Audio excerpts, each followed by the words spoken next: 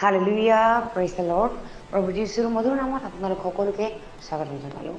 আশা কৰোঁ আপোনালোক সকলোৱে ভালে আছে। প্ৰিয়সকল, সুন্দৰ দিন সুন্দৰ বতৰ ঈশ্বৰে আমাক দিলে, তাৰ কাৰণে ঈশ্বৰক ধন্যবাদ দিওঁ। আৰু আজি দিনটোৰ আৰম্ভণিতে আমি ঈশ্বৰৰ বাক্য চাম।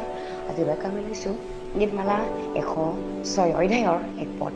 ইয়াৰ সুন্দৰ ঈশ্বৰৰ বাক্য আমাৰ কাৰণে কি কৈ আছে? ইয়াতে কৈ আছে, তোমালোকে জিহুৱাৰ প্ৰশংসা কৰা, তোমালোকে জিহুৱাৰ ধন্যবাদ কৰা, কিয়নো তেওঁ মংগলময়, কাৰণ তেওঁৰ দয়া চিৰকাললৈকে থাকে। Hallelujah, praise the lord. ঈশ্বৰৰ সুন্দৰ বাক্যৰ কাৰণে ঈশ্বৰক ধন্যবাদ দিওঁ।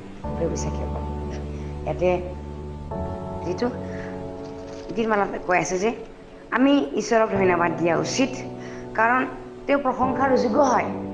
তেওঁ আমাক বনালে, তেওঁ আমাক অদ্ভুত ৰূপ হিচাপে আমাক গঠন কৰিলে। য'ত চকু হ'ব লাগে তাত চকু বনাইছে, য'ত হাত ভৰি হ'ব লাগে তাতে হাত ভৰি বনাইছে। আমাক কোনো ঘিনলগীয়া টাইপৰ আমাক বনোৱা নাই। ঈশ্বৰে আমাক সুন্দৰ হিচাপে বনাইছে, আচৰিত ধৰণৰ বনাইছে।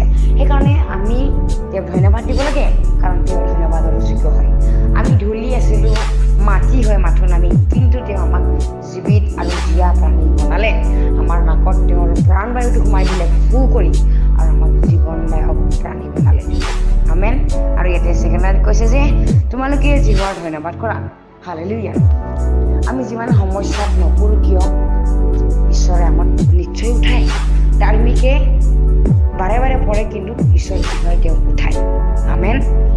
আমি পৰীক্ষাত পঢ়োঁ যদি, বা আমি যদি সমস্যাত পঢ়োঁ যদি, আমি নিজৰ ভুলৰ কাৰণে পঢ়োঁ, আমি নিজৰ বেয়া স্বভাৱৰ কাৰণে, আমি নিজৰ ভুলৰ কাৰণে আমি বিপদত পৰিবলগীয়া হয়। কিন্তু ঈশ্বৰে আমাক কেতিয়াও ত্যাগ নকৰে, আৰু আমি যেতিয়াই তেওঁক প্ৰাৰ্থনা কৰোঁ তেওঁ আমাক উত্তৰ দিয়ে।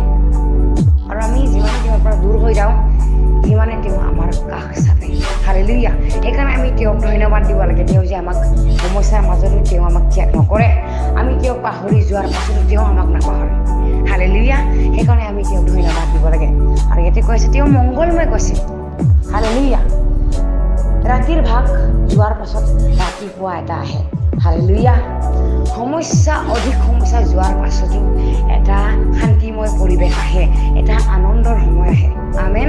সেইকাৰণে তেওঁ মংগলময়। সেইকাৰণে বাক্যই কৈ আছে যে আমি শেষৰ সময়লৈকে যিটো আমাৰ কাৰণে হয় সেইটো অমংগলৰ নহয়, মংগলৰ হয়।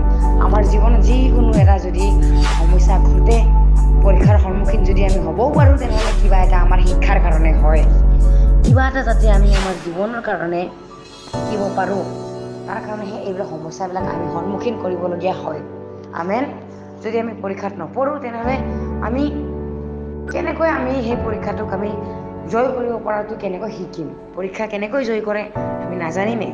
সেইকাৰণে ঈশ্বৰে আমাক শিকায়। হালেলুয়া। আৰু ইয়াতে কৈছে কাৰণ তেওঁৰ দয়া চিৰকাললৈকে থাকে। আমেন। যিজন ব্যক্তিয়ে ঈশ্বৰৰ লগত থাকে, তেওঁৰ ধাৰ্মিকতাৰ লগত থাকে, তেওঁৰ গোটেইটো পৰিয়াল 14 পুৰুষলৈ তেওঁৰ দয়াটো থাকে। হালেলুয়া। সেই ঈশ্বৰ জিহুৱাৰ দয়াটো থাকে। আমেন। আব্ৰাহামক যেনেকৈ ঈশ্বৰে প্ৰতিজ্ঞা কৰিছিলে যে তেওঁৰ বংশটো আকাশৰ তৰাৰ নিচিনাকৈ কৰিব, আৰু সাগৰৰ বালিৰ নিচিনাকৈ তেওঁৰ বংশটো কৰিব। যি সময়ত তেওঁৰ সন্তানে নাছিলে, যি সময়ত তেওঁৰ কোনো আশাই নাছিলে যে তেওঁৰ সন্তান জন্ম হ'ব, তেতিয়াই ঈশ্বৰে তেওঁক পিতৃ বুলি নাম দি মাতিছিলে, আদি পিতৃ বুলি। হালেলুয়া। ঈশ্বৰে নাথাকাটোকো থকা ধৰণৰ তেওঁ নাম লৈ কেনে মাতে, তেনেহ'লে তেওঁৰ ধন্যবাদ কৰাটো আমি উচিত, অৱশ্যে উচিত। আৰু তেওঁৰ প্ৰশংসা কৰা উচিত। আৰু তেওঁ যে মংগলময় হয়, আমি তেওঁক বিশ্বাস কৰা উচিত। কাৰণ তেওঁ আজি যেনেকৈ আছে, তেওঁ ভৱিষ্যতো আছিলে, তেওঁ অতীততো আছিলে, ভৱিষ্যতো আছে। তেওঁ সদাকাললৈকে মংগল কৰোঁতা ঈশ্বৰ। Hallelujah, praise the lord.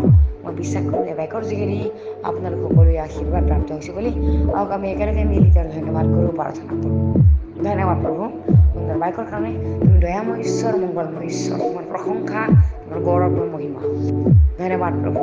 আজিকালি সদাকাললৈকে জীয়াই থকা জনা ঈশ্বৰ হয় প্ৰভু। কৰি থকা কৈ থকা সকলোৰে ওপৰত তুমি একে সমানে আশীৰ্বাদ কৰিবা, যাতে সকলো পৃথিৱীৰ নিবাসী মনুষ্যবিলাকে তোমাক ধন্যবাদ দিয়ে, তোমাৰ গৌৰৱ কৰে। ধন্যবাদ প্ৰভু।